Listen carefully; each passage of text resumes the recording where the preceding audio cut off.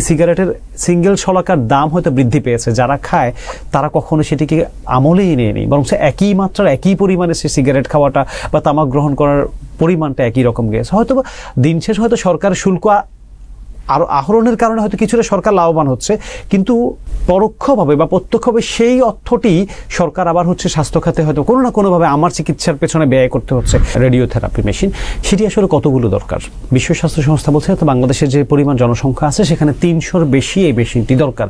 আপনার হয়তো সরকারি বেসরকারি সব মিলিয়ে 37 বা 40 বা কাছাকাছি সংখ্যা এটি থাকতে পারে। সবচেয়ে দুঃখজনক যে ব্যাপারটি, বাংলাদেশে যে ক্যান্সার ইনস্টিটিউট বা ক্যান্সার হাসপাতাল যেখানে আমরা যেটি বলি আর কি, সেখানে যে মেশিনগুলো রয়েছে বছরের পর বছর সে মেশিনগুলো নষ্ট রয়েছে। আমারই এক কলিগ, তার মায়ের ক্যান্সার হয়েছে, সে আমাকে ফোন করেছে, যেহেতু আমি স্বাস্থ্য খাতে সংবাদ সংগ্রহ করি বা হচ্ছে একটু জানাশোনা আছে, কোথায় যাবে তিনি? আমি সত্যি হতাশ হয়েছে, আমি কোথায় পাঠাবো তাকে?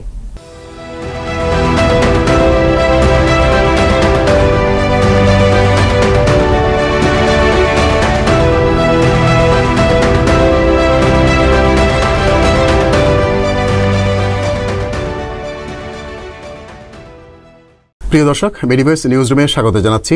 আবু নাঈম মনির। সপ্তাহের স্বাস্থ্য খাতের গুরুত্বপূর্ণ ঘটনা বলে নিয়ে আমরা আমাদের অনুষ্ঠান সাজিয়ে থাকি। আজকে বেশ কিছু গুরুত্বপূর্ণ বিষয় নিয়ে হাজির হয়েছে। আজকে আমাদের নিউজ রুমের অতিথি হয়ে উপস্থিত হয়েছেন নাগরিক টেলিভিশনের জ্যেষ্ঠ প্রতিবেদক আনোয়ার হোসেন। আনোয়ার ভাই, আপনাকে আমাদের স্টুডিওতে স্বাগত জানাচ্ছি। আপনাকে ধন্যবাদ জানাচ্ছি, মেডিভয়েসের দর্শকদেরকেও ধন্যবাদ জানাচ্ছি। আনোয়ার ভাই, আপনি একটি বিষয় খেয়াল করেছেন যে সাম্প্রতিক সময়ে একটি তথ্য প্রকাশিত হয়েছে, একটি অনুষ্ঠানের মধ্য দিয়ে তথ্যটি প্রকাশিত হয়। সেখানে দেখানো হয়েছে যে প্রতিদিন প্রায় 442 জন মানুষ ধূমপানের জন্য মারা যাচ্ছে। অথচ আপনি খেয়াল করবেন যে রাস্তাঘাট থেকে শুরু করে সর্বত্রই তামাকের কিন্তু বা ধূমপানের যে বিস্তারটা, এটা কিন্তু ক্রমেই বাড়ছে। আসলে নিয়ন্ত্রণের উপায়টা কোন পথে হতে পারে বলে মনে করেন আপনি? একেবারে যদি এভাবে শুরু করতে চাই, আপনি জানেন যে 2005 সালের যে ধূমপান, প্রকাশ্যে ধূমপান বা পাবলিক প্লেসে ধূমপান করলে 50 টাকা জরিমানার বিধান রেখে প্রথম আইনটি করার পরে সেটি 13 সালে সংশোধন করে 300 টাকা পর্যন্ত নির্ধারণ করা হয়। কিন্তু সবচেয়ে বড় যে প্রশ্নটি সবার মধ্যে কাজ করছে, এটি আসলে এই জরিমানাটা করবে কে, এই আইনটির আসলে প্রয়োগ করবে কে? এটি তো একটা বড় সমস্যা। বা 5 সালের পর থেকে আজকে 2025 সাল, অন্তত পক্ষে আপনাদের চোখে পড়েছে কিনা জানি না, আপনিও বা আমরাও তো প্রতিনিয়ত রাস্তাঘাটে যাই, আমরা সবাই দেখি আসলে এই আইনের প্রয়োগ হয়েছে কিনা। আর যারা করবে এই আইনের প্রয়োগটি, ধরেন আপনি ধূমপান করেন, আমি আইন প্রয়োগকারী সংস্থা, আমি নিজেও ধূমপান করি, তাহলে ব্যাপারটা কি দাঁড়ালো? আমি কি গিয়ে আপনাকে বলতে পারবো যে আপনি ধূমপান করবেন না, আপনি 300 টাকা জরিমানা দেন বা আপনি 50 টাকা জরিমানা দেন যখন আপনি পাবলিক প্লেসে ধূমপান করবেন? এই আইনের যথাযথ যে প্রয়োগ সেটি কোনোভাবে কোনো কালে হয়নি। এটি একটি বিষয়। দ্বিতীয়ত হচ্ছে আপনি যে ধূমপানের ফলাফল যেটি, সেটি সম্পর্কে আসলে কতটুকু এখন সচেতনতামূলক যে প্রোগ্রাম করা বা মানুষকে জানানো, সেই ধরনের ইফেক্টিভ কোনো কিছু আছে কিনা? খুব বেশি আছে বলে এটা মনে হয় না। অর্থাৎ আপনাকে জানাতে হবে ধূমপানের ফলাফল কি হচ্ছে, এটি তো আসলে জানানো দরকার। সেটিও আসলে সরকারের তরফ থেকে বলেন বা এই জায়গাটিও অনেকটা অনুপস্থিত রয়েছে, অর্থাৎ আমাদেরকে সচেতন করে আমরা তুলতে পারিনি। আপনি যেটি বলছেন, তামাক সেবনের ফলে 442 জনের মতো মানুষ মারা যাচ্ছে, এটি একটি ভয়াবহ রকমের চিত্র। তো এখন তামাককে আমরা কেন নিয়ন্ত্রণ করতে পারছি না? সরকার বলছেন তাকে শুল্ক আরোপ করে হয়তো বা একটু করে কমানোর চেষ্টা করছেন। আসলে এটি কি আসলে কার্যকর কোনো পদ্ধতি কিনা? আপনি তো একেবারে নিষিদ্ধ করতে পারছেন না, হয়তো শুল্ক আরোপ করছেন, বাড়িয়ে দিচ্ছেন। ফলাফল কি হলো আপনি দেখেন। 2009 সাল থেকে 22 সাল পর্যন্ত তামাকের পরিমাণ কত কমেছে। আমাদের তো 2030 সালের মধ্যে 30% নামিয়ে আনার কথা, মাত্র 13% তামাকের ব্যবহার কমেছে। অর্থাৎ 22 সালের পর থেকে 30 সাল পর্যন্ত আপনাকে দ্বিগুণ বা তারও বেশি গতিতে তামাককে নিয়ন্ত্রণ করতে হবে, যদি আপনি যে লক্ষ্যমাত্রা আছে সেটি যদি আপনি ছুঁতে চান বা সেটাতে যদি আপনি পৌঁছাতে চান। কিন্তু সেটি আসলে ঠিকঠাক মতো হচ্ছে না। আমার তো মনে হয় যে কার্যকর যে পদক্ষেপগুলো দরকার, মানুষের মধ্যে সচেতনতা তৈরি করার যেটি দরকার, সেটি আসলে অনেকাংশে অনুপস্থিত। একই সাথে যে আইনের যে প্রয়োগ, আপনি সে প্রয়োগটি আমরা আসলে যথাযথ দেখি না। আমি যেটি একটু আগে বলছিলাম যে মনির ভাই, যে সেটি হচ্ছে ধরেন আইন প্রয়োগকারী সংস্থার অনেকেই তো ধূমপান করেন, আবার হচ্ছে ধরেন এখন যে তরুণ প্রজন্ম এটিকে অনেকটাই ফ্যাশন মনে করেন, যে আমি একটু সিগারেট খেলাম, আমার মনে হচ্ছে যে সিগারেট খাওয়া মানে স্মার্টনেস। এটি অনেকেই মনে করে এটা আর কি, এটি যে আসলে স্মার্টনেস নয়, এটি যে আপনার ফুসফুসে আপনার ক্যান্সার তৈরি করছে, নানা ধরনের অসংক্রামক যে রোগবালাই তৈরি হচ্ছে, সেটি আসলে জানানো উচিত যে এটি আসলে স্মার্টনেস না, বরং ধীরে ধীরে আপনাকে মৃত্যুর দিকে ধাবিত করছে। এটি একটি ব্যাপার। সুতরাং এটি আমার কাছে যেটি মনে হয়, এটিকে যদি নিয়ন্ত্রণ করতে হলে আপনাকে সচেতনতা বাড়াতে হবে, অর্থাৎ কোন কোন নিয়ামকগুলো আপনি প্রয়োগ করলে মানুষজন সচেতন হবে সেটি সরকারের তরফ থেকে অবশ্যই দিতে হবে। একই সাথে যে আইনটি রয়েছে সেটি আসলে প্রয়োগ করতে হবে। আমরা একটি আইন তৈরি করে ফেললাম, যে বললাম যে আমি আইন তো তৈরি করি, যারা তৈরি করবে তারা হয়তো তাদের কাজটি করেছে, যারা প্রয়োগ করবে তারা সেই কাজটি করছে কিনা সেটি আসলে সবচেয়ে গুরুত্বপূর্ণ বলে আমার কাছে মনে হয়। আনোয়ার ভাই, আপনি আপনার কথার মধ্যে মোটামুটি নিয়ন্ত্রণের জন্য সচেতনতার বিষয়ে আপনি গুরুত্বারোপ করেছেন। তো সাম্প্রতিক সময়ে যেহেতু এটা ক্রমাগতভাবে বাড়ছেই, সংশ্লিষ্ট কর্তৃপক্ষ অথবা বিশেষজন যারা আছে নাগরিকদের, তারা কিন্তু বলতে চাচ্ছেন যে আইনটা একটু শক্তিশালী করা যায় কিনা। শক্তিশালী আইন তো করতে যাবেন, কিন্তু যেটি আছে সেই বিদ্যমান আইনটি বাস্তবায়নের ক্ষেত্রে আসলে বাধা কোথায়, বা এটি আসলে শিথিল হয়ে গেল কেন এটির বাস্তবায়ন হচ্ছে না? মানে আপনি শক্তিশালী করার প্রশ্নটা কেন আসে জানি, যেটি আছে সেটি তো কখনো বাস্তবায়ন হয়নি, কখনোই না। অর্থাৎ 5 সাল থেকে এ পর্যন্ত কোনোভাবে আমরা দেখিনি অন্তত যে কোথাও আসলে ধূমপানের কারণে হচ্ছে আপনার আইন প্রয়োগকারী সংস্থা বা যে সকল কর্তৃপক্ষ সেটি আসলে বাস্তবায়ন করতে পারেন তারা কোনো অ্যাকশনে গিয়েছে, এটি দেখিনি। এটি যদি হয়তো বাস্তবায়ন করতে না পারা গেলে তখন হয়তো আরো কঠিন আইন, আরো শক্ত আইনের প্রয়োজন হতো আর কি। তো সুতরাং আমার কাছে যেটি মনে হয়েছে যে সদিচ্ছার অভাব, ওই যে আমি নিজে ধূমপান করি, হয়তো আমার এই জায়গাটায় নৈতিক যে ভিত্তি সেটিও তো নেই। যে এখন দেখেন ধূমপান প্রত্যেকটা সেক্টরে করে, আমি একটু আগে দেখলাম চিকিৎসক থেকে শুরু করে যারা হচ্ছে আইন প্রয়োগকারী সংস্থা বা হচ্ছে যারা আইন প্রণয়ন করেন তারাও কিন্তু ধূমপান করেন। হ্যাঁ, সুতরাং আপনি যখন ধূমপান করেন, আপনি যখন তামাক গ্রহণ করেন, সে জায়গায় আপনি নিশ্চয়ই সে বাস্তবায়ন করতে গেলে আপনার নিজের মধ্যেও তো নৈতিকতার একটি প্রশ্ন আসবে যে আমি নিজে করছি, আমি নিজে সে আইনটি ভাঙছি, আবার আমি হচ্ছে সে আইনের প্রয়োগ করতে যাচ্ছি অন্যের উপর। এই যে নৈতিক অবস্থানের দুর্বলতা বা এটি একটি ব্যাপার। আর আমার কাছে মনে হয় আর দ্বিতীয়ত হচ্ছে যে সত্যিকার অর্থে সচেতনতা তো গড়ে ওঠেনি। এগুলো যদি গড়ে ওঠে, আইনটি হয়তোবা আরও প্রয়োগ হবে, হয়তোবা শক্তিশালী করার দরকারও হতে পারে। শক্তিশালী করার আরেক অর্থেও অবশ্য দরকার। আমার কাছে মনে হয় যারা আইন প্রণয়ন করে কিংবা হচ্ছে যারা আইন প্রয়োগ করে, এরা যদি আসলে ধূমপান করে তাদের জন্য আসলে একই আইন তো রয়েছে, তাদেরকেও শাস্তির আওতায় আনা যায়, কিন্তু তাদেরকে শাস্তির আওতায় আনবে কে, তাদেরকে আসলে 300 টাকা জরিমানা করবে কে, সেই সকল বিষয়গুলো এনে আমার মনে হয় সচেতনতা তৈরি করাটা যেমন গুরুত্বপূর্ণ, একই সাথে যে আইনটি আছে বিদ্যমান আইনটি সেটিরও কার্যকর প্রয়োগ করা একেবারেই দরকার বলে মনে হয়। আপনার কথার মধ্যে মোটামুটি আইনটি শক্তিশালী করার কথা, পাশাপাশি মানে সচেতনতার বিষয় আপনি মোটামুটি বলতে চেয়েছেন, এটি খুবই গুরুত্বপূর্ণ বলে আমরা মনে করি। এক্ষেত্রে আমাদের পরামর্শ থাকবে যে যদি সম্ভব হয় টিচারদেরকে, স্কুল টিচারদেরকে, প্রাইমারি স্কুলের টিচারদেরকে, মসজিদের ইমাম সাহেবদেরকে, মাদ্রাসার শিক্ষকদেরকে, শিক্ষা প্রতিষ্ঠান শিক্ষকদের সবাইকে মনে হয় যে এখানে এই ক্যাম্পেইনের মধ্যে সম্পৃক্ত করা উচিত বলে আমরা মনে করছি। সচেতনতার অংশ হিসেবে এটা হতে পারে। আরেকটি ব্যাপার আনোয়ার ভাই, সেটা হচ্ছে যে এই যে ধূমপান আমি যদি করি, তাহলে আপনি আমার পাশ দিয়ে যাচ্ছেন, রাস্তায় হেঁটে যাচ্ছেন, আমি কিন্তু ধূমপান দিব্যি করে যাচ্ছি, তাহলে আপনি কিন্তু এখান থেকে ক্ষতিগ্রস্ত হচ্ছেন। মানে কোনো অংশেই কম না, বরং অনেক দিক থেকে আপনি আরো বেশি ক্ষতিগ্রস্ত হবেন। তো এই যে বিষয়টি, এই বিষয়টির জন্য অন্তত আসলে আমাদের যারা ধূমপায়ী যারা আছেন তাদের জন্য কোনো মেসেজ আপনি দিবেন কিনা, বার্তা দিবেন কিনা? একদম, ধরুন আমি তো ধূমপান করি না, হ্যাঁ, পাশাপাশি আপনি একটু আগে বলছিলেন যে আমার পাশে কেউ যদি ধূমপান করে তাহলে তার যে পরিমাণ ক্ষতি হচ্ছে, আমি করি না, আমি হয়তো এটাকে ঘৃণা করি বা হয়তো বা আমার কাছে এটি একেবারে, বা আমি সচেতন যে আমি ধূমপান করবো না, তাহলে একই রকম ক্ষতি কিন্তু আমার মধ্যেও হচ্ছে। শুধু পাশে থাকার কারণে আপনি একটি জিনিস খেয়াল করেন, হয়তো আপনি বাসা বাড়িতে ধূমপান করছেন, আপনার পাশে বাসার যে পরিজন আছে, আপনার সন্তানাদি থাকতে পারে, তারাও কিন্তু পরোক্ষভাবে একই রকম ভুক্তভোগী হচ্ছেন। হ্যাঁ, সুতরাং আমি এটিই বলবো, আপনারা যারা বা আমরা যারা হচ্ছে যে মানুষজন মনে করে ধূমপান করে স্মার্টনেস, সেটি আসলে এটা পরিত্যাগ করা উচিত। আর একান্ত যদি ধূমপান করতেই হয়, যেহেতু আপনি কিছুদিন আগে একটি ঘটনা ঘটে গেছে, আপনি জানেন যে প্রকাশ্যে ধূমপান করা নিয়ে এক ধরনের আলোচনা সমালোচনা, সেখানে স্বরাষ্ট্রমন্ত্রী কথা বলেছেন। তারপর সিরিয়াস ধরে বলতে, যদি ধূমপান আপনাকে করতেই হয়, আপনি আপনার এককভাবে অন্য কারো ক্ষতি না করে সে ধূমপানটি আপনি করেন। আর পারতপক্ষে যদি ছেড়ে দেওয়া যায় বা না করা যায়, সেটি আসলে সবচেয়ে ভালো এবং বুদ্ধিদীপ্ত কাজ বলে আমার কাছে মনে হয়।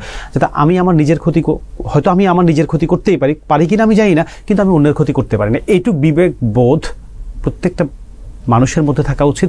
শুধু ধূমপায়ীদের মধ্যে থাকা উচিত ব্যাপারটা এরকম না, প্রত্যেকের মধ্যেই থাকা উচিত যে আমি অন্যের ক্ষতি করার কোনোভাবেই কোনো অধিকার রাখি না। কালকে খেয়াল করছিলাম যে আমার আশপাশে যারা হাঁটছেন, বা আমাকে যারা অতিক্রম করে যাচ্ছেন, পেছনে যাচ্ছেন, আমি তাদের সবাই একটু হাতগুলো খেয়াল করলাম। আমার কাছে মনে হলো যে আমাকে 7 জন মানুষকে আমি অতিক্রম করলাম, এর মধ্যে 5 জন মানুষের হাতে আমি সিগারেট দেখতে পেয়েছি। চিত্র যখন এরকম, তখন বিএসএম একটু সন্তোষজনক খবর দিচ্ছে। আমি জানি না এই চিত্রের সাথে এই গবেষণার কোনো মিল আছে কিনা। 13 বছরে তামাক ব্যবহার 13% কমেছে না আসলে বাড়ছে, আমি আসলে সেটা আমার আরো হয়তো কাজ করার সুযোগ আছে, করতে হবে। তো এই যে 13% কমেছে, এটা কি আসলে এসডিজি অর্জনের ক্ষেত্রে সন্তোষজনক কিনা, সহায়ক, যথেষ্ট কিনা, আপনি কি মনে করছেন? এখন আপনি একটু আগেই বলছিলেন যে আপনি যখন রাস্তা দিয়ে হাঁটছিলেন যে হচ্ছে প্রায় বেশিরভাগ মানুষের হাতেই সিগারেট আছে। একই রকম দৃশ্যগুলো আমরা প্রতিনিয়ত দেখি। আমি এখন যখন এখান থেকে রাস্তায় নামবো বা সড়কে নামবো, তখনও দেখবো ধরেন অধিকাংশ মানুষ হয়তো সিগারেট খাচ্ছে কোনো না কোনোভাবে।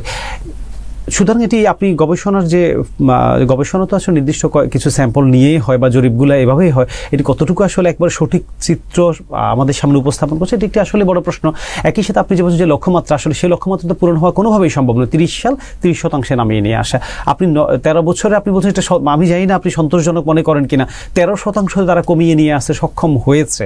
হ্যাঁ, কিন্তু আপনার কাছে আছে 8 বছর, যে 22 সালের যেহেতু চিত্র, এর মধ্যে 3 বছর অতিক্রম করে ফেলেছে, আর মাত্র 5 বছর, তার মধ্যে আপনাকে 47% থেকে নামিয়ে নিয়ে আসতে হবে 30%-এর মধ্যে। এটি একটি বড় প্রশ্ন। আপনি 13 বছরে 13% কমিয়ে নিয়ে আসেন, 8 বছরে বা 5 বছরে সেটা দ্বিগুণ হারে কমিয়ে নিয়ে আসবেন, এরকম একেবারেই সম্ভব নয় এটি আর কি। সরকার আরও যদি অনেকগুলো পদক্ষেপ নেয় তখন হয়তো সম্ভব কিনা যায় না। তবে আমরা লক্ষ্যমাত্রা না ছুঁতে পারি, কাছাকাছি তো যাওয়ার যে পদক্ষেপগুলো, যে পরিকল্পনাগুলো, সরকারকে এখনই সেটা নেওয়া উচিত।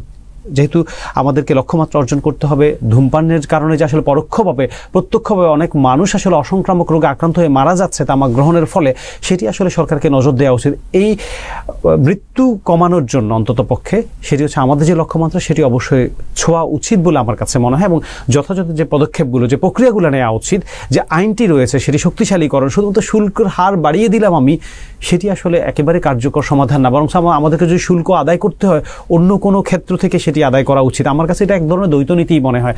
আপনি বলছেন যে তামাক ধূমপান করা অপরাধ, আপনি আবার ধূমপানের জন্য, অর্থাৎ যে সিগারেট উৎপাদন করা, বিক্রি করা, সেটি আপনি নিষিদ্ধ করছেন। আমি জানি না, আমার কাছে অন্ততপক্ষে মনে হয় এটি একটি দ্বৈতনীতি। আপনি ওখানে বন্ধ করে দেওয়ার ব্যবস্থা করেন বা পর্যায়ক্রমে ধীরে ধীরে বন্ধ করেন। হয়তো আপনি এই প্ল্যানটাই নিচ্ছেন যে আমি যখন দাম বাড়িয়ে দিব হয়তোবা মানুষজন কম খাবে, কিন্তু আমার কাছে মনে হয় না সেটি কি কমেছে। একটি সিগারেটের সিঙ্গেল শলাকার দাম হয়তো বৃদ্ধি পেয়েছে, যারা খায় তারা কখনো সেটিকে আমলেই নেয়নি, বরং একই মাত্রার একই পরিমাণে সে সিগারেট খাওয়াটা বা তামাক গ্রহণ করার পরিমাণটা একই রকম গেছে। হয়তো দিন শেষ হয়তো সরকারের শুল্ক আরো আহরণের কারণে হয়তো কিছুটা সরকার লাভবান হচ্ছে, কিন্তু পরোক্ষভাবে বা প্রত্যক্ষভাবে সেই অর্থটি সরকার আবার হচ্ছে স্বাস্থ্য খাতে হয়তো কোনো না কোনোভাবে আমার চিকিৎসার পেছনে ব্যয় করতে হচ্ছে। এটি আসলে খুব বেশি লাভবান হচ্ছে আমার কাছে এটি মনে হয় না।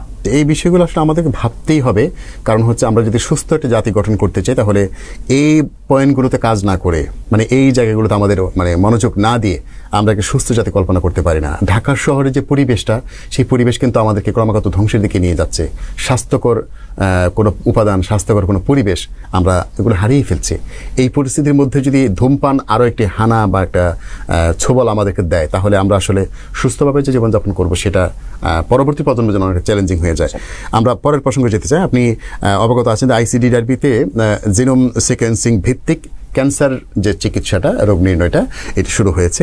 আসলে এটি সহজলভ্য ক্যান্সার চিকিৎসার ক্ষেত্রে এই পদক্ষেপটি কিভাবে দেখছেন বাংলাদেশের প্রেক্ষাপটে? আমার কাছে মনে হয় এটি একটি মাইলফলক হবে। খুবই এই যদি এটি ঠিকঠাক মতো বাস্তবায়ন হয়, মাত্র তো আপনি ক্যান্সার নির্ণয় করার জন্য আমাদের কত দেশের বাইরেও যেতে হয়, আমাদের এই চিকিৎসা ব্যবস্থাটা অনেকটাই অপ্রতুল। এই প্রসঙ্গে আসবো আমি। তবে এই যে জিনোম সিকোয়েন্সিং এর মাধ্যমে ক্যান্সার নির্ণয় করাটা আসলে এক ধরনের মাইলফলক। আইসিডিআরবি তো আন্তর্জাতিক প্রতিষ্ঠান, এদের বিভিন্ন, আপনি জানেন যে ঢাকা শহরে অনেকগুলো শাখা রয়েছে। তাহলে হয়তো যে রোগী দিনের পর দিন হচ্ছে ক্যান্সারে নির্ণয় করতে পারছেন না, বা দেশের বাহিরে গিয়েও যে আসলে সন্তোষজনক ফলাফল আসছে এমনও না, বা প্রত্যেকে যে দেশের বাহিরে যেতে পারবে এমনও তো নয়। যে দেশে আপনি হয়তো জানেন যে প্রায় 15 লাখের উপরে ক্যান্সার রোগী রয়েছে, বা নিত্য নতুন আরো ক্যান্সার আক্রান্ত হচ্ছে এটি আর কি। সুতরাং এটি একটি মাইলফলক বলে আমার কাছে মনে হয় আর কি। আচ্ছা, এক্ষেত্রে মানে রোগীরা কিভাবে উপকৃত হতে পারে আর কি, আপনি মানে কোন কোন দিক থেকে তারা উপকৃত হবে? সব প্রথমত হচ্ছে আপনি অর্থনৈতিক যে উপকারটি সেটি তো হবে। ক্যান্সার নির্ণয় করতে গেলে তো আপনাকে যদি ধরুন দেশের বাইরে যেতে হয় বা দিনের পর দিন যে আমাদের ক্যান্সার ইনস্টিটিউট রয়েছে সেখানে গিয়ে অপেক্ষা করতে হয়, প্রথমত আর্থিকভাবে সে লাভবান হওয়ার সবচেয়ে বেশি লাভবান হয় বলে আমার কাছে মনে হয়। কারণ আপনি বিদেশে গিয়ে ক্যান্সার নির্ণয় করতে গেলে আপনার কত টাকা কত অর্থ খরচ হতে পারে, অনেক। হ্যাঁ, সেখানে যদি আপনি হাতের কাছে পান সেটি নিশ্চয় সে আর্থিকভাবে আপনি লাভবান হবেন। একই সাথে আপনার যে টাইমের ব্যাপারটি, সময়ের ব্যাপারটি, আপনি লম্বা সময় ধরে যে একজন আক্রান্ত রোগীর তো সময় খুবই মূল্যবান, প্রতিটা সেকেন্ড তার জন্য সত্যিকার অর্থে মূল্যবান। সেই সময়টা তো সে বাঁচবে যে আমি আমার দেশেই আপনি মানে ক্যান্সারটি আসলে নির্ণয় করতে পারছি বা তার পরবর্তী চিকিৎসার যে পদক্ষেপগুলো সেটি নিতে পারছি। এতে করে আসলে অর্থ যেমন আর্থিকভাবে যেমন লাভবান হওয়া সম্ভব হবে এবং সেই সাথে যে প্রতিটি সেকেন্ডকে হয়তো ব্যবহার করা সম্ভব হবে বলে আমার কাছে মনে হয়। আমাদের রোগীরা আসলে ক্যান্সার রোগীরা তো স্বাভাবিকভাবে হতাশ থাকেন, নিরাশ থাকেন। এই ক্ষেত্রে সময় যখন যেতে থাকে তখন তো তার শারীরিক অবনতিটা করতে থাকে। তো এর মধ্যে যদি এই তড়িৎ কোনো ট্রিটমেন্টের রোগ নির্ণয়ের অবস্থান তৈরি হয়, স্বাভাবিকভাবে আমাদের জন্য একটা ভালো খবর। আমরা প্রত্যাশা করি যে আইসিডিডিবি এই পদক্ষেপে যেন ছড়িয়ে পড়ে। ইতিমধ্যে তারা ঢাকার বেশগুলো ব্রাঞ্চে তারা এটা করবে এবং এর মাধ্যমে আমরা আমাদের ক্যান্সার রোগীরা একটা ভালো একটা পাবে। আমাদের ক্যান্সার যে ট্রিটমেন্ট বাংলাদেশে চলমান আছে আর কি, ওইটি আসলে এই চিত্রটি যেটি আছে এই ট্রিটমেন্টের চিত্রটি আপনার কাছে সন্তোষজনক মনে হয় কিনা, বা এখানে কি কি শূন্যতা আছে আপনি গণমাধ্যম কর্মী হিসেবে কি দেখেন? একেবারেই সন্তোষজনক মনে হয় না। আমার প্রথম প্রশ্ন যে আসলে আমাদের ধরেন রেডিওথেরাপি মেশিন সেটি আসলে কতগুলো দরকার? বিশ্ব স্বাস্থ্য সংস্থা বলছে তো বাংলাদেশের যে পরিমাণ জনসংখ্যা আছে সেখানে 300-র বেশি এই মেশিনটি দরকার। আপনার হয়তো সরকারি বেসরকারি সব মিলিয়ে 37 বা 40 বা কাছাকাছি সংখ্যা এটি থাকতে পারে। সবচেয়ে দুঃখজনক যে ব্যাপারটি, বাংলাদেশে যে ক্যান্সার ইনস্টিটিউট বা ক্যান্সার হাসপাতাল যেখানে আমরা যেটি বলি আর কি, সেখানে যে মেশিনগুলো রয়েছে বছরের পর বছর সে মেশিনগুলো নষ্ট রয়েছে। কেন নষ্ট থাকলো? ধরেন 27 কোটি 28 কোটি বা 30 কোটি টাকা এক একটি মেশিনের দাম এরকম হতে পারে। তাহলে বাংলাদেশের কি আসলে সক্ষমতার অভাব রয়েছে যে সেই মেশিনটি আসলে প্রতিস্থাপন করা? কার গাফিলতি ছিল? কেন সেই মেশিনগুলো আসলে ঠিক করা হয়নি? এই প্রশ্নগুলো তো আসলে লম্বা সময় ধরে আমরা তুলে আসছিলাম, কিন্তু এটা আসলে যৌক্তিক সমাধান কখনো হয়নি।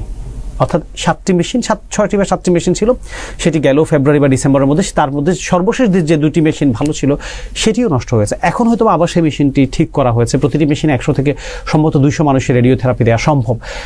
যেখানে আপনার প্রয়োজন 300-র মতো মেশিন সারা দেশে, সেখানে ধরেন সরকারিভাবে আছে 17-18 বা এরকম। এর মধ্যে যদি আপনার সেই মেশিনগুলো নষ্ট হয় তাহলে আপনার কি মনে হবে? আমার কি সদিচ্ছার অভাব, না সত্যিকার অর্থে এখানে অন্য কোনো উদ্দেশ্য রয়েছে? যারা ক্যান্সার হাসপাতাল রয়েছেন, আমার মনে হয় সেটি আসলে সরকারের তরফ থেকে তদন্ত করা উচিত যে কেন এই মেশিনগুলো 6-7 বছর ধরে নষ্ট হয়ে থাকলো, নষ্ট হওয়ার পরেও কেন ঠিক করা হলো না। সরকার আমি অন্তর্বর্তীকালীন সরকারের স্বাস্থ্য উপদেষ্টাকে অনেক নিজেই শুনেছি যে এটি নিয়ে তিনি পদক্ষেপ নিচ্ছেন। আসলে সরকারের একজন ঊর্ধ্বতন একজন উপদেষ্টা যদি পদক্ষেপ নেওয়ার পরেও এটি আসলে ধীর গতিতে চলে, 7 বছর লেগে যায়, তখন এই ক্যান্সারের চিকিৎসার প্রতি আমার আস্থা থাকবে কিনা বা একজন ক্যান্সার রোগীর আস্থা থাকবে কিনা, এটি একটি বড় প্রশ্ন। আমার মনে হয় এটি তদন্ত হওয়া উচিত। কেন সেই মেশিনগুলো নষ্ট হলো, কেন 7 বছর লাগলো, কারা জড়িত আছে তাদেরকে সত্যিকার অর্থে শাস্তির আওতায় আনা উচিত। এবং এটি করে কি আসলে বেসরকারিভাবে যে ক্যান্সারের যে ট্রিটমেন্ট সেটি অনেক বেশি ব্যয়বহুল। হয়তো যেখানে 12 থেকে 15 হাজার টাকা আমি আমার থেরাপিটি শেষ করতে পারতাম, সেখানে লাখ লাখ টাকা চলে যাবে। প্রত্যেকটা মানুষের সক্ষমতা আছে কিনা সেটা আপনিও জানেন, আমিও জানি। প্রত্যেকটা রোগীর বাংলাদেশে সেই সক্ষমতা নেই। আপনি এটিও জানেন, গবেষণাগুলো বলছে যে বাংলাদেশের চিকিৎসা ব্যবস্থায় যেন আমি একজন রোগী 68% খরচে আমাকে বহন করতে হয়, অথচ স্বাস্থ্যের বাজেট যেটি রয়েছে সেই বাজেটের অনেকগুলো অর্থ ব্যয় না হয়ে চলে যায়। যদি এই বাজেটের অর্ধেকেরও বেশি শুধুমাত্র পরিচালন ব্যয়তেই খরচ হয়। আপনি এটিও জানেন যে স্বাস্থ্য খাতে আসলে কোন কোন সেক্টরগুলোতে খরচ করা উচিত সেটি আমরা আসলে নির্ধারণ করতে পারি না। আপনি যেটি ক্যান্সারের কথা বলছেন, আমি খুব করে আহ্বান জানাবো যে কেন 7-8 বছর ক্যান্সার হাসপাতালে এই মেশিনগুলো সচল হলো না, সেটি আসলে এই সরকারকে, যেহেতু বলছেন সংস্কার করবেন, সেটি আসলে নির্ধারণ করা উচিত। যারা জড়িত আছে তাদের অন্য কোনো উদ্দেশ্য আছে কিনা, বা সরকারি, আমরা প্রায় শুনি যে সরকারি হাসপাতালে আমরা গেলাম, সেখানে আমাকে কেউ না কোনো দালাল চক্র কোনো না কোনোভাবে আমাকে বেসরকারিতে ঠেলে দিচ্ছে। হ্যাঁ, সেটি আসলে আছে কিনা সেটি খতিয়ে দেখা উচিত, দেখে এবং যথাযথ ব্যবস্থা নেওয়া উচিত বলে মনে করো। আমাকে আরও এক বাক্যে বলে, আমি কখনোই ক্যান্সারের যে ট্রিটমেন্ট রয়েছে সেটি নিয়ে কোনোভাবেই সন্তুষ্ট না। আমি আরেকটি উদাহরণ দিই, আমারই এক কলিগ, তার মায়ের ক্যান্সার হয়েছে, সে আমাকে ফোন করেছে, যেহেতু আমি স্বাস্থ্য খাতে সংবাদ সংগ্রহ করি বা একটু জানাশোনা আছে, কোথায় যাবে তিনি? আমি সত্যি হতাশ হয়েছে, আমি কোথায় পাঠাবো তাকে? কালকে দিনব্যাপী সিডা মিলনাতে একটি অনুষ্ঠান ছিল, গোলটেবিল বৈঠক ছিল, সেখানে বিশিষ্টজন অনেক বড় বড় ব্যক্তি ছিলেন স্বাস্থ্য বিষয়ক। ওনারা আসলে স্বাস্থ্য খাতের যে নানান সংগতি অসঙ্গতি সম্ভাবনা এবং স্বাস্থ্যে যে মানে পিছিয়ে থাকার যে কারণগুলো সেই বিষয়গুলো তারা একেবারে নির্ভরভাবে আলোচনা করেছেন। এর মধ্যে একটি বিষয় এসেছে দুর্নীতি এবং অপচয়ের কারণে আমাদের স্বাস্থ্য ব্যবস্থার উন্নতি ঘটছে না। আসলে এই যে দুর্নীতি এবং অপচয় এগুলো বন্ধের কি কারণ থাকতে পারে আপনি মনে করেন? দেখেন, এটি তো একদিনে বন্ধ করা সম্ভব কিনা আমার কাছে মনে হয় না। প্রথমত আপনি নিশ্চয় জানেন যে স্বাস্থ্যের ড্রাইভার মালিক, তার বিরুদ্ধে শত কোটি টাকার অভিযোগ ছিল। একজন ড্রাইভার যদি, এটি আমি আগের কথা বলছিলাম, একজন ড্রাইভার যদি শত কোটি টাকার মালিক হন, তাহলে আসলে উনি তো কোনো না কোনোভাবে নিশ্চয় তার যে ঊর্ধ্বতন কেউ না কেউ আছে, তাদেরকে ধরেই তো সে মানে দুর্নীতি করেছেন বা সে সুযোগটি তিনি নিয়েছেন। হ্যাঁ, তাহলে তারা আসলে কত কোটি টাকার মালিক হয়েছে, এটি তো একটি বড় প্রশ্ন। সেটির কি আসলে কোনো সমাধান আমরা করতে পেরেছি? পারিনি। এবার আসেন একেবারে সাম্প্রতিক ঘটনায়, সেটি হচ্ছে আমাদের এই যে স্বাস্থ্যের একজন উপদেষ্টার সহকারী, তাকে অব্যাহতি দেওয়া হয়েছে। কেন অব্যাহতি দেওয়া হলো? কোনো না কোনোভাবে অভিযোগ এসেছে। তো সেই অভিযোগগুলোর কি আসলে যথাযথভাবে তদন্ত করে সে ব্যবস্থা নেওয়ার উদাহরণ কি আমাদের আছে কিনা? সেটিও নেই। বরং সে অব্যাহতি দেওয়ার পেছনে পরে দেখবেন আপনি কোনো না কোনোভাবে তারাই আবার বলবেন, তারাই আবার হয়তো বিজ্ঞপ্তি পাঠাবেন যে তাকে অব্যাহতি দেওয়া হয় নাই, তাকে অবসরে মানে সাফাই গাইবেন এক কথায়। এই যে এই ব্যাপারগুলো রয়ে গেছে যে অ্যাকশন না নেয়া, এই জন্যই তো দুর্নীতি করতে আমরা আরো বেশি উদ্বুদ্ধ হই যে কিছু তো হয় না, হলে কি হয়েছে, কি হবে, 400 কোটি 500 কোটি 100 কোটি টাকা আমি ইনকাম করলাম, বিনিময়ে 1-2 বছর জেল খাটলাম, আবার তো বেরিয়ে যাচ্ছি। ওই যে বলা হয় না যে আইনের যে ফাঁক ফোকর সেটি দিয়ে তো বের হওয়া সম্ভব। রাঘব আইন মাকড়সার জালের মতোই বলা হয়, যেটি হচ্ছে আসলে রাঘব ভলেরা সেখানে আটকা পড়ে, ছোট ছোট চুনিপুটিরা হয়তো বা সেই জালের মধ্যে আটকা পড়ে। এটি তো এই যে দুর্নীতিটি যখন এক্সাম্পল তৈরি হয় না, তখন সত্যিকার অর্থে এই স্বাস্থ্য খাতের অপচয় বলেন, দুর্নীতি বলেন, এটা হতে থাকবে। আপনিও জানেন, আমিও জানি যে শত শত যে ডায়াগনস্টিক সেন্টার রয়েছে, যেগুলো আসলে কোনোভাবে যে স্বাস্থ্যসেবার জন্য যে মান দরকার সেই ক্রাইটেরিয়াগুলো ফিল আপ করে না। আমরা তো অনেকবার দেখেছি যে এটি নিয়ে আসলে যে বন্ধ করে দেওয়ার জন্য তোড়জোড়, সেটি হয় ভ্রাম্যমাণ আদালত গিয়ে সেটিকে আসলে জরিমানা করে। দিন শেষে কি হয়েছে? আমার তো ব্যক্তিগতভাবে এই প্রশ্নই এখন মনের মধ্যে জায়গা, আসলে কি এই ভ্রাম্যমাণ আদালত পরিচালনা করার পেছনেও কি কোনো অনৈতিক উদ্দেশ্য আছে? তাহলে কেন বন্ধ হয় না? সরকার কি সদিচ্ছার অভাব আছে? তাহলে তারা পারেনি। তো এই যে রন্ধ্রে রন্ধ্রে দুর্নীতির ব্যাপারটি, সেটি আসলে বন্ধ হয়নি। এখন এই সরকারের যারা সংস্কারের কথা বলে আসলে তারা ক্ষমতায় আসেন, স্বাস্থ্য খাতে যে দুর্নীতি বন্ধে কি কি পদক্ষেপ নিয়েছেন সেটি দৃশ্যমান কোনো কিছু সত্যিই আমরা দেখিনি। কোন সংস্কারগুলো তারা করলে আসলে এই দুর্নীতিটি বন্ধ হবে সেটি আসলে আমরা সত্যিই জানি না। আর যে অপচয়ের কথা বলেন, কেনাকাটা তো প্রচুর পরিমাণে অপচয় হচ্ছে। আপনিই জানেন যে একটি হয়তো যে জিনিসটি আমরা হয়তো 10 টাকায় কিনতে পারতাম, সেটি আমরা হয়তো 500 টাকায় কিনছি বা তার চেয়ে বেশি কিনছি। সদিচ্ছার দারুণ অভাব রয়েছে আমাদের মধ্যে। হয়তো ভাই অন্তর্বর্তীকালীন সরকার স্বাস্থ্য খাতে সংস্কারে অনেক বেশি গুরুত্ব দিবেন, বড় বড় দালান কোঠা নির্মাণ না করে আসলে কিভাবে একজন মানুষ, একজন রোগী ঠিকঠাক মতো স্বাস্থ্য সেবাটি পান সেটি হয়তো নিশ্চিত করবেন। সিডব্লিউতে যে অনুষ্ঠানের কথা বলতাম, সেই অনুষ্ঠানেই মোজাহের স্যার আলোচনায় এনেছেন, মোজাহেরুল ইসলাম এবং ঢাকা বিশ্ববিদ্যালয়ের স্বাস্থ্য অর্থনীতি বিভাগের অধ্যাপক ডক্টর আব্দুল হামিদ স্যার। ওনার দুজনে দুটো বিষয়ে আলোচনা করার চেষ্টা করেছেন। এর মধ্যে ওনারা বলতে চেয়েছেন যে বাংলাদেশের চিকিৎসা শিক্ষা এবং সেবার যে মানটা, এটা সর্বকালের সর্বনিম্ন অবস্থান করছে। আসলে এই সংকট থেকে বেরিয়ে আসার একজন গণমাধ্যম কর্মী হিসেবে আপনি কোন দিকটিকে গুরুত্ব দিচ্ছেন? প্রথমত দেখেন, আমাদের যে রেফারেল সিস্টেমের কথা বলা হয়েছে, সেটি 14, 16, 19 তিনবার চেষ্টা করে আমরা পারিনি। আমরা একটি সিস্টেমে তো গড়ে তুলতে পারিনি। তো সুতরাং যেহেতু একটি স্বাস্থ্যের সুন্দর সিস্টেম গড়ে ওঠেনি, সেই জায়গায় তো সর্বকালের সর্বনিম্ন পর্যায়ে থাকবে, এটাই তো স্বাভাবিক। আমাদের চিকিৎসা ব্যয়ের প্রায় 68% আমরা নিজেরাই বহন করি। 67, 68 বা 60-এর উপরে, যেটি আমাদের উপরে শুধুমাত্র সম্ভবত আফগানিস্তান রয়েছে, তারাই হয়তো সবচেয়ে বেশি বহন করে। তো এই যে আমি খরচ বহন করি বা আমার একটি রেফারেল সিস্টেম গড়ে ওঠেনি এখন পর্যন্ত, 3বার চেষ্টা করার পরেও আমরা পারিনি। সুতরাং আমাদের তো সর্বনিম্ন হওয়াটাই স্বাভাবিক। আর একটি ব্যাপার দেখেন, চিকিৎসকের যে সংকট সেটিকে আসলে কাটিয়ে উঠেনি। এবং একই সাথে ধরেন 5000 চিকিৎসক নিয়োগ দেওয়ার কথা লম্বা সময় ধরে আমরা শুনে আসছি।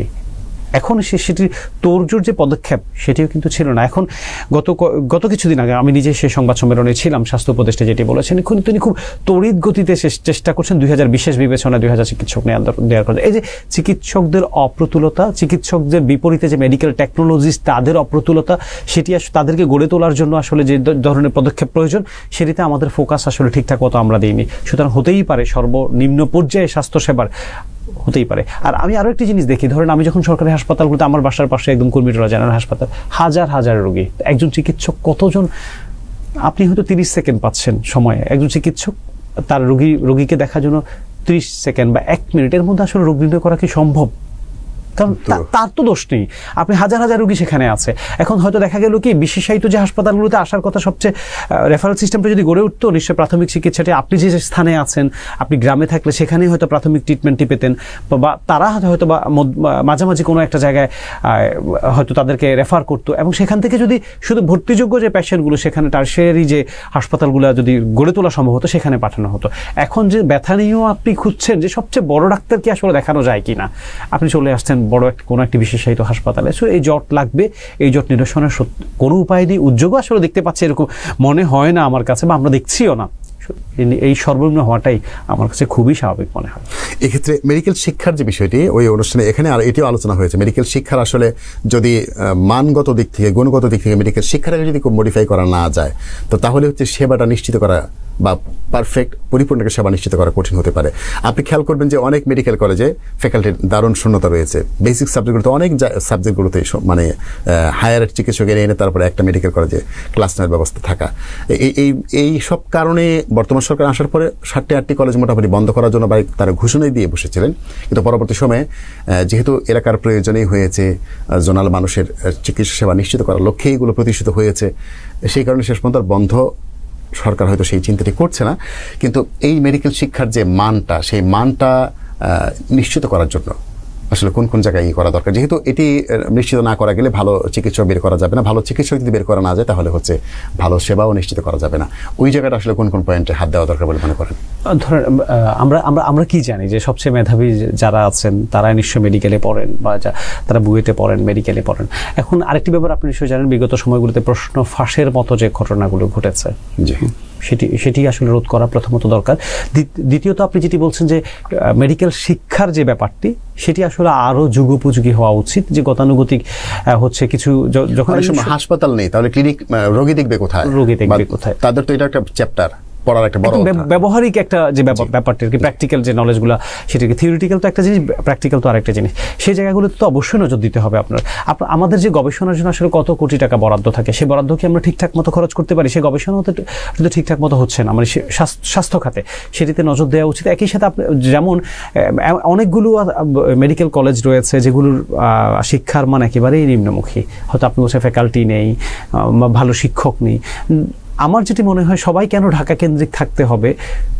সরকার চাইলেই তো এদেরকে আসলে ওই হাসপাতালগুলোতে যথাযথ তাদের যে সুযোগ সুবিধা সেটি নিশ্চিত করে সেখানে পাঠাতে পারে। তাহলে হয়তো বা এক ধরনের ব্যালেন্স তৈরি হবে, উচ্চতর প্রশিক্ষণ যারা নিচ্ছেন এক ধরনের ব্যালেন্স তৈরি হবে। তো আমার মনে হয় এই জায়গাগুলোতে সত্যিকার অর্থে সরকারের নজর দেওয়া উচিত। শিক্ষায় আরো গবেষণার যে ব্যাপারটি, সেটি আরো বরাদ্দটি বাড়ানো উচিত, এবং গবেষণাটি ঠিকঠাক মতো হচ্ছে কিনা সেটি নজর দেওয়া উচিত। এবং একই সাথে হচ্ছে চিকিৎসকদেরকে, যারা শিক্ষক রয়েছেন, তাদেরকেও আসলে শুধুমাত্র শহর কেন্দ্রিক না থেকে যদি সম্ভব হয় সুযোগ সুবিধা নির্ধারণের মাধ্যমে, যে সুযোগগুলো আসলে শহরে থাকলে পাওয়া যেত, সেটির মাধ্যমে সেই চিকিৎসকদের বা সেই শিক্ষকদেরকেও সেখানেও আসলে পাঠদানের এক ব্যবস্থা করা উচিত। একই সাথে হচ্ছে আপনি যেটি হচ্ছে ওই যে ব্যবহারিক যে প্র্যাকটিক্যাল যে নলেজের জন্য তাদেরকে হচ্ছে হয়তো দেশের বাইরে পাঠানো, বা হচ্ছে বড় বড় হাসপাতালগুলোতে হচ্ছে ইন্টার্ন করার যে সুযোগগুলো, সেটি আসলে ঠিকঠাক মতো দেওয়া উচিত বলে আমার কাছে মনে হয়। ধন্যবাদ আনোয়ার ভাই। গতকালকে সিট আপ অনুষ্ঠানে যে অনুষ্ঠান ছিল, সেখানে আরেকটি বিষয়ে তারা আলোকপাত করার চেষ্টা করেছেন। দক্ষিণ এশিয়ায় বাংলাদেশে স্বাস্থ্য খাতে যে বরাদ্দ, সেই বরাদ্দটি বাংলাদেশে একেবারেই সর্বনিম্ন পর্যায়ে আছে আর কি। এটি আমরা যুগ যুগ ধরে এটি জেনে আসছি, বছরের পর বছর ধরে এই তথ্যটি জেনে আসছি, এর কোনো পরিবর্তন হচ্ছে না। তো ওই অনুষ্ঠানে বক্তারা বলেছেন যে আসলে এখানে বরাদ্দ যে কম, এটা এই খাতে বরাদ্দ বাড়ানোর পাশাপাশি এবং বরাদ্দটি যথাযথভাবে বাস্তবায়ন করা, এখানে তারা জরুরি বলে মনে করেছেন। স্বাস্থ্যসেবা যদি আমরা গুণগত পরিবর্তন দেখতে চাই, আপনার একটা বললেন শুনতে ব্যাপারে। সবচেয়ে আমি শেষ কথা ধরেই শুরু করতে চাই। আপনি বলছেন যে বাজেটের বরাদ্দ কম, আবার তারা বলছেন যে আসলে সে বাজেটটি যে ব্যবহার করা সেটি আমরা ঠিকঠাক মতো করতে পারছি না। অর্থাৎ ব্যাপারটা হচ্ছে আপনি যে বরাদ্দটি রাখা হচ্ছে সেই বরাদ্দটিও তো আপনি খরচ করতে পারছেন না, প্রথম কথা। তাহলে আমাদের এই ঘাটতিটা কোথায়, কেন আসলে এই যোগ্য লোক নেই, যেটি হচ্ছে এই বাজেটের যে বরাদ্দ সেটি ঠিকঠাক মতো প্রতি বছর যে খরচটা করা, অথবা যথাযথ খাতে খরচ করা। আমি দেখলাম বিগত সরকারের যে মন্ত্রী ছিলেন তারা বলছেন যে যারা ঠিকাদার রয়েছে তারা সঠিক সময়ে কাজগুলো করতে পারছে না। যে এটি তো শুধুমাত্র একটি সমস্যা, এই সমস্যাগুলোকে আসলে খুঁজে বের করা উচিত, ফাইন্ড আউট করা উচিত যে বরাদ্দ আছে সেই বরাদ্দটি আমি কেন বাস্তবায়ন করতে পারিনি, এক নম্বর কথা। দ্বিতীয় হচ্ছে বরাদ্দ তো অবশ্যই বাড়ানো উচিত। যে বিশ্ব স্বাস্থ্য সংস্থা কি বলছে, অর্থাৎ জিডিপির 5% হচ্ছে আপনার স্বাস্থ্য খাতে রাখতে হবে, সেখানে আমরা 0.74%, 1% আমরা অতিক্রম করতে পারি না জিডিপির। আর আমরা মোট বাজেটে হয়তো 5% রাখি, হ্যাঁ, সেটি আমরা খরচ করতে পারি না। এই বাজেট কেন খরচ করতে পারি না, আমার কথা হচ্ছে এটি নির্ধারণ করা উচিত প্রথমত। দ্বিতীয়ত হচ্ছে বাজেটের বরাদ্দ তো অবশ্যই বাড়াতে হবে। এবং শুধুমাত্র আরেকটি ব্যাপার একটু জানাই আপনাকে, যে বাজেটটি আসলে করা হয় সেই বাজেটটিরও আসলে দেখেন অর্ধেকেরও বেশি খরচ আমরা করি, অর্থাৎ বেতন ভাতা পরিচালন ব্যয় সেটিতে আমরা করে থাকি। এটা যে উন্নয়ন খাতে আসলে তার চেয়ে কম বাজেট অর্থাৎ রাখা হয় বা আমরা খরচ করি সেটি আমরা ঠিকঠাক খরচ করতে পারি না। বেতন তো ঠিকঠাক মতো দিতেই পারি, কিন্তু যেটা আসলে খরচ করা দরকার, যেখানে উন্নয়ন করা দরকার সেটি ঠিকঠাক মতো হয় না। সরকারের অবশ্যই এই জায়গাগুলোতে নজর দেওয়া উচিত। কেন আমরা পারছি না, দক্ষ জনবলের অভাব রয়েছে কিনা সেটি নজর দেওয়া আসলে সময়ের দাবি। যেহেতু গেল সময়গুলোতে হয়নি, আমরা হয়তো অপেক্ষা করছি যে এবার যে অন্তর্বর্তীকালীন সরকার আমাদের তো সংস্কারের এক ধরনের বয়ান তৈরি করে স্বপ্ন দেখিয়ে হয়তো তারা আসছেন, তারা নিশ্চয়ই আরও যেটি বলা হচ্ছে ডিসেম্বর বা জুন পর্যন্ত হয়তো ক্ষমতায় থাকতে পারেন। সেই সময়ের মধ্যে আসলে সে বাস্তবায়নটি তারা করেন কিনা সেটি আমরা হয়তো দেখব। গেল সরকার বলছিলেন যে আসলে ঠিকাদার প্রতিষ্ঠানগুলো হয়তো ঠিকঠাক সময়ে কাজ করে না, সেই জন্য এই টাকাটা ফেরত আসছে, আমরা সে টাকাটা খরচ করতে পারছি না। সুতরাং আমি যেটা বলছি যে অন্তর্বর্তীকালীন সরকার যেহেতু একটি বয়ান তৈরি করে ক্ষমতায় এসেছে, তারা বলছেন যে আসলে সংস্কার করবে, আমাদেরকে স্বপ্ন দেখাচ্ছে, আমরা সেটি অনেক বেশি আশাবাদী। যেহেতু সামনে বাজেটের সময় চলে আসছে, সেই বাজেটটি আসলে হয়তো জিডিপির 5% না হোক, অন্তত কাছাকাছি হলেও সে স্বাস্থ্য খাতে বরাদ্দ থাকবে এবং একই সাথে সে বরাদ্দটি আসলে বাস্তবায়ন হবে, খরচ হবে, অর্থ ফেরত আসবে না, সেটি নিশ্চিত করবে। দক্ষ জনবল যদি প্রয়োজন হয়, সেই দক্ষ জনবলকে এখন যারা বলছে খুব মেধাবীরাই হচ্ছে আসলে এই সরকারের বিভিন্ন জায়গায় স্থান করে নিচ্ছেন বা আছেন, তারা নিশ্চয় পারবেন, এটুকু আশাবাদ আমরা রাখতে চাই বা এই আস্থাটুকু রাখতে চাই। আনোয়ার ভাই, আপনাকে অসংখ্য ধন্যবাদ। আজকে যে বিষয়গুলো ছিল সেই বিষয়ে আপনি চমৎকার করে সুন্দর করে একেবারে নির্মোহভাবে কথাগুলি বলেছেন এবং কষ্ট করে আমাদের স্টুডিওতে উপস্থিত হয়েছেন, এজন্য আবারও ধন্যবাদ জানাচ্ছি আপনাকে। আপনাকে ধন্যবাদ জানাচ্ছি। মেডি ভয়েসের যে দর্শক শুভাকাঙ্ক্ষী রয়েছেন তাদের সবাইকে ধন্যবাদ জানাচ্ছি। প্রিয় দর্শক, দেখতে দেখতে অনুষ্ঠান শেষ পর্যায়ে চলে এসেছি। আগামী সপ্তাহে স্বাস্থ্য খাতের আরো গুরুত্বপূর্ণ বিষয় নিয়ে হাজির হব। দেখার আমন্ত্রণ জানিয়ে আজকের মতো বিদায় চাইছি। আল্লাহ হাফেজ।